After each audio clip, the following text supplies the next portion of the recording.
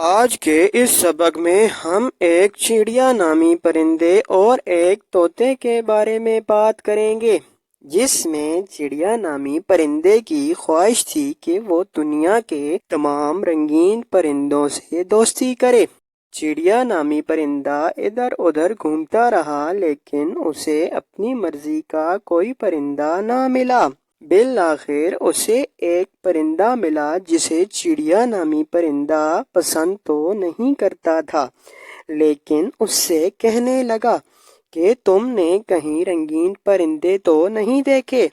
تو اس پر اس نے کہا جی ہاں، بالکل دیکھے تو ہے، لیکن انہیں تلاش کرنا پڑے گا، جس میں مجھے تمہاری مدد کی ضرورت پڑے گی۔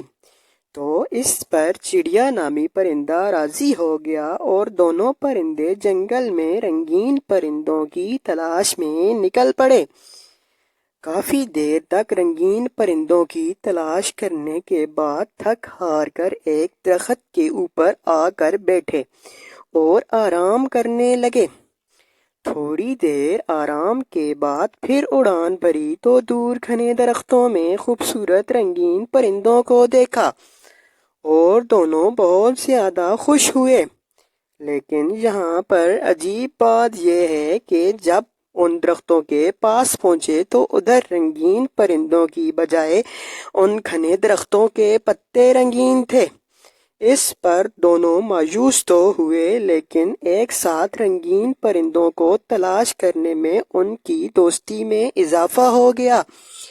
اس کے بعد دونوں نے آپس میں گفتگو کی اور کہا کہ رنگین پرندوں کو کیسے تلاش کیا جائے۔ تو دونوں کے ذہن میں خیال آیا کہ ہمیں اپنی سماعتوں پر غور کرنا ہوگا۔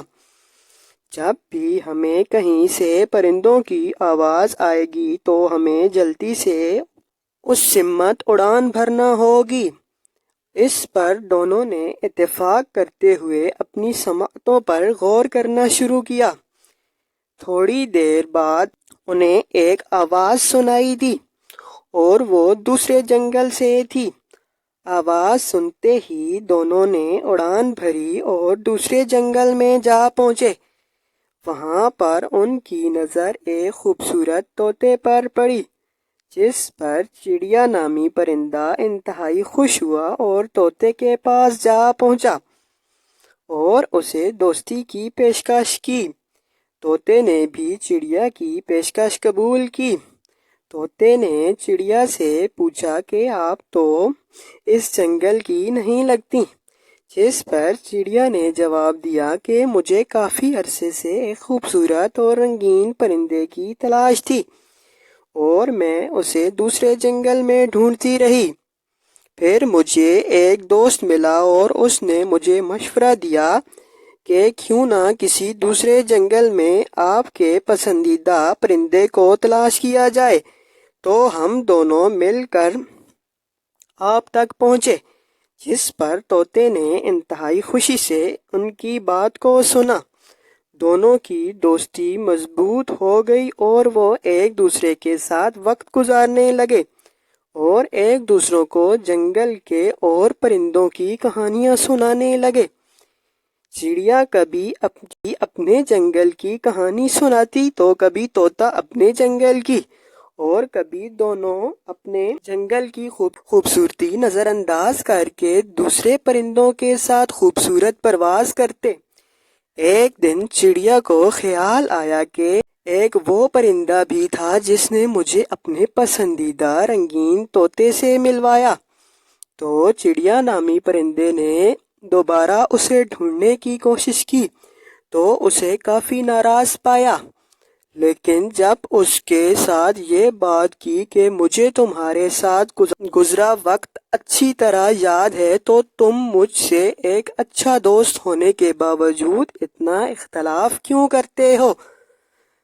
پھر پرندے نے اپنی خاموشی کو توڑتے ہوئے کہا کہ میں اختلاف تو اس لیے کرتا ہوں کہ تم نے میری کی ہوئی مدد کو بھی یاد نہیں رکھا۔ اتنے میں طوطا آ پہنچا اور دونوں کو سمجھانے لگا کہ آپ دونوں آپس میں اختلاف نہ رکھو، کیونکہ اس کا ہمیں کوئی فائدہ نہیں۔ یہ کہانی ہمیں یہ سکھاتی ہے کہ دوستی میں اختلاف ہوتے ہیں، لیکن اگر ہم ایک دوسرے کے ساتھ احترام اور محنت سے پیش آئیں تو یہ دوستی مضبوطی پیدا کرتی ہے۔ جنگل میں چڑیا اور طوطے کی خوشی ایک پیغام دیتی ہے، اور ان کی دوستی بھی ایک پیغام دیتی ہے کہ ہمیں اپنے اختلافات کو دور کر کے ساتھیوں کے ساتھ ایک خوشی سے زندگی گزارنی چاہیے۔